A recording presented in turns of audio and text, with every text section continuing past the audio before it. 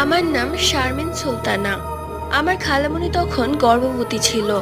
ডেলিভারির সময় ডাক্তাররা চিৎকার করে বাইরে এসে বলল, পেশেন্ট একজন রাক্ষসী বাচ্চাকে জন্ম দিয়েছে। আমরা তখন আমার খালাতো ভাইকে দেখতে চাই। যখন আমরা বাচ্চার কাছে গেলাম তখন দেখি বাচ্চার চোখ দুটো লাল এবং তার মাথায় দুটো শিং।